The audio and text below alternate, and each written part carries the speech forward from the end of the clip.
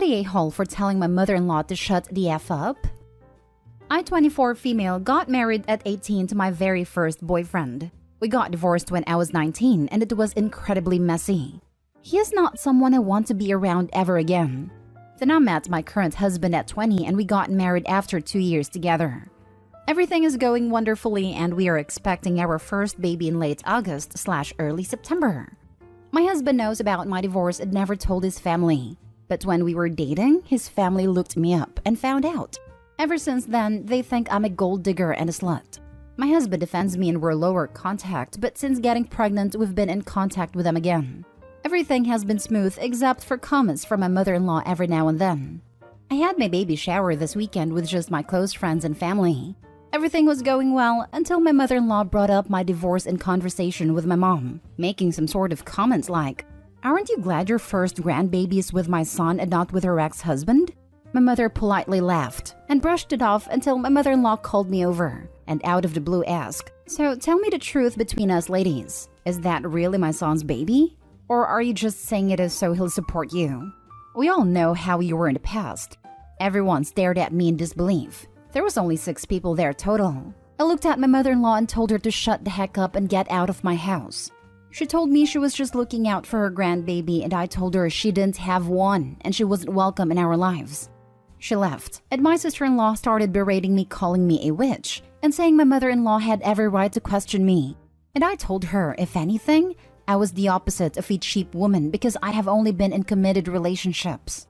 I feel like I'm going crazy. I don't understand why she said that, and I also feel like I let my pregnancy hormones get the better of me. Am I the a-hole? Now for the top comments. Not the a-hole, but I sure hope your husband is telling off both mother-in-law and sister-in-law. He is 100% on my side. Always has been. That's really good news, because I foresee a couple of decades of no contact in your future if you don't want these people polluting y'all's child. The audacity of that woman. I know my mother-in-law thought the same thing about me for a few years, and for basically the same reason. Married high school boyfriend and divorced after a year and a half with no kids. But she was decent enough to never tell me to my face. I wouldn't have known if my husband hadn't joked to me about it years later. Not the a-hole, and bizarre. How is a divorced woman automatically cheap? Is this a Jane Austen novel? She's very old school German, so maybe that's a thing in their culture. I have no idea. I actually know a decent number of German people or first-generation German-American. None of them are like this. Well, there goes my only defense for her. Not the a-hole. You and your husband need to get in front of this immediately, together, and lay down the law. I'd seriously go no contact with people as ugly as this. That sort of poison has no place around your child, because have no doubt the snide comments won't stop around your child's innocent ears. Let your husband tell her the good news. He can deal with her.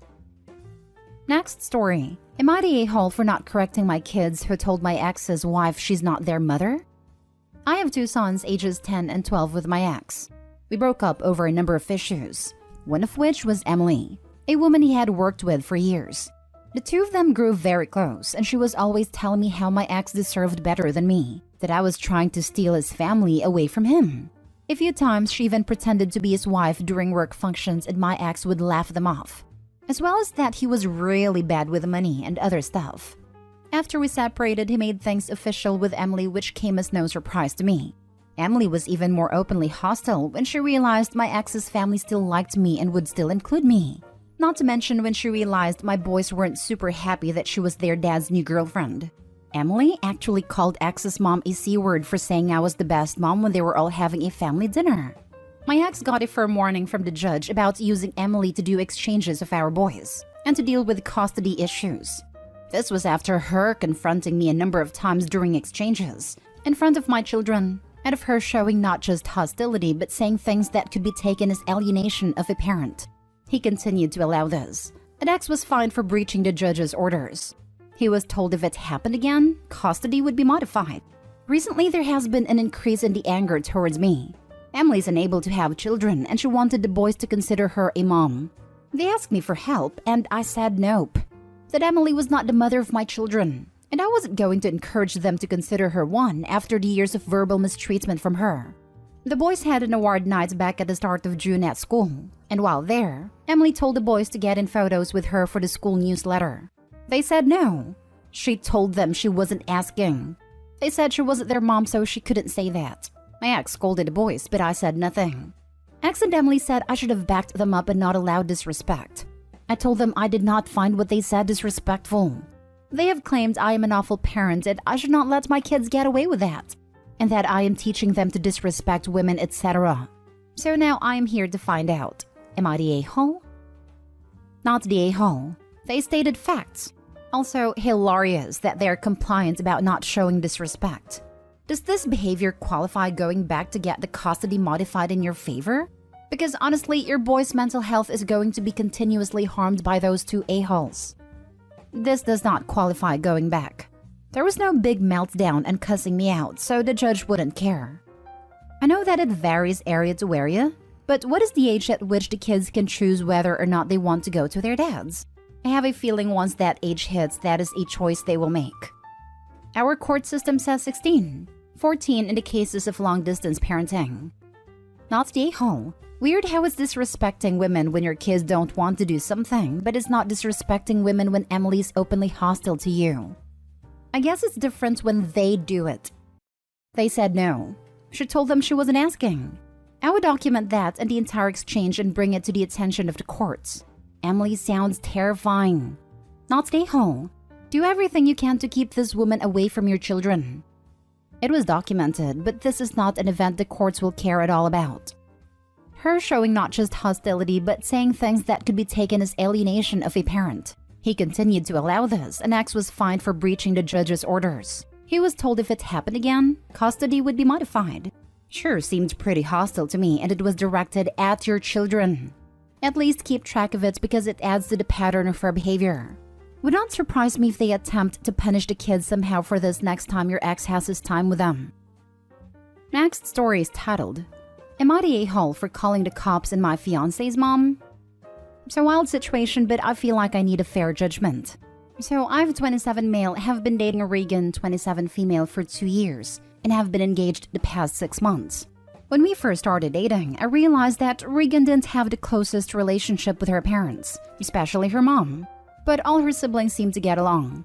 I didn't really find out why until later. So, Regan's parents are part of the lifestyle, aka swingers. Growing up, this was really rough on Regan. Everybody in her small town knew and people made fun of her relentlessly. She hated it, but at the same time they were her parents.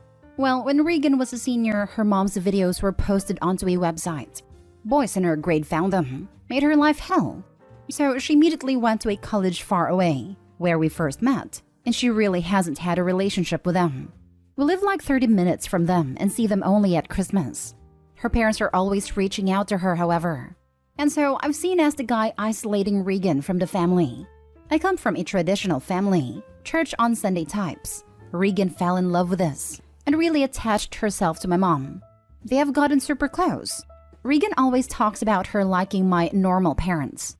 So Regan decided to not invite her mom and dad to the wedding. She said she's embarrassed of them and doesn't want people knowing who her mom is. She even asked my dad to walk her down the aisle. Her siblings got angry with us and she decided to cut them off as well and not invite them, which caused Regan's mom to explode. She's called us so many times the last few months and tried showing up at our place. I've had to tell her to leave every single time as Regan didn't want to, which is leading to the image of me isolating Regan.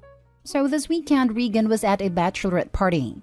I was home alone. I hear someone at my door. I see it was Regan's mom and she looked emotional. I spoke through the doorbell and told her Regan wasn't home and that she needed to leave. She kept knocking and saying, I know she's in there, I just want to talk. I said she wasn't home and that she needed to leave. Well, she walked to her car parked on the driveway and made a phone call. At this point, my neighbor texted me and asked if everything was okay as he heard yelling. Regan's mom came back to the door and kept pounding on it, saying she wanted to talk to her daughter. I told her she had 1 minute to leave the property. She didn't, so I called the cops. She was arrested for trespassing. Regan came back and I told her what happened.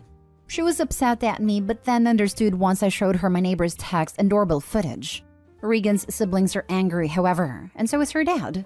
I can't help but feel like I did go too far. Am I the a-hole? Edit. For people asking, Regan basically ghosted her parents in college. She told her siblings why she didn't want a relationship. They didn't agree with her reasons, and that is why she cut them off too. Her parents should be aware of the reasons through the siblings. Now for the top comments. Not Day-Ho. Her parents are certainly free to be swingers, but it was very selfish not to think about how their lifestyle choices impacted their children. Regan is an adult and has made a decision not to have them involved in her life. Her mother was warned, but ignored it. You are free to choose, but choices have consequences. This. Also, I'm sure there is a way to be swingers discreetly that doesn't involve having them in the home where your minor children live. Or, uploading videos with your face uncensored. Aside from Hollywood, what kind of parents even does that? Not Day-Ho, but look at it from their perspective. I would think the same thing if my daughter cut me off. Regan needs to explain her feelings clearly to them as to why they aren't welcome in her life. Regan also likely needs therapy. But the daughter had almost no relationship even before she met him. Ignoring that and blaming the guy is a clear indicator that they don't take any responsibility for the estranged relationship. It's a common way people take to dealing with things they can't accept the responsibility for. I can't be wrong. There's no way my darling Regan is doing this herself. It must be that awful boyfriend of hers. She can tell them all she wants until she turns blue in the face, but they won't listen because they don't want to hear it. They'll find any reason not to trust it. That's exactly what happened to me. A narcissistic mother with no concept that she's an awful parent. Accusing the guy that told me, you don't actually owe her anything, you don't need to put up with her, of isolating me because there's no chance in hell she could possibly ever have been the issue. 2 kids, 15 years, and still no contact with her later, and she still tries to tell people she's not a problem. My sister has moved away from her since and doesn't let her kid around her either. Not Day-Ho. Jesus, your girlfriend has every right to not want to be around her parents. I can't even imagine how awkward and uncomfortable she felt when she was around them. And you have every right to call the cops on her mom.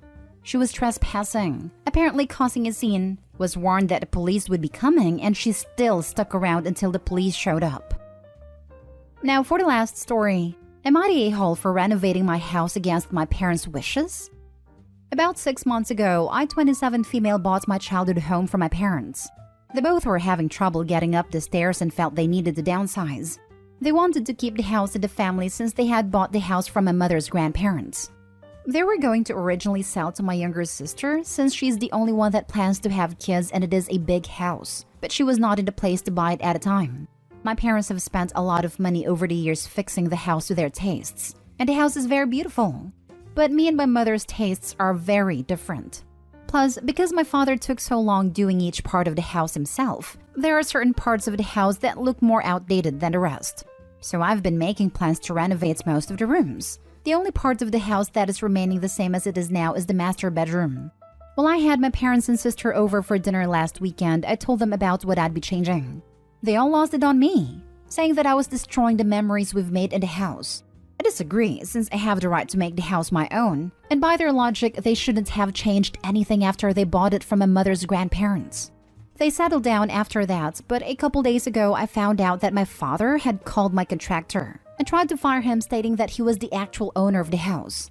When I called my father about it, he told me he would have never sold to me had I mentioned that I would be changing anything. I've since had to go no contact with most of my family because they won't stop calling to yell at me. Not the a-hole. It's your house. It's that simple. Yep, Adobe already gave them the perfect situation as an example. By their logic, they all should still be living in the house as it was when it was designed and built by Opie's great-grandparents. So like what, in the 1940s? As it sounds like Opie's dad had been remodeling the house for the past 30 years, the dad has zero room to be as butthurt as he is. And Opie, any stranger who had bought the house if you or your sister hadn't, would have undoubtedly renovated and remodeled.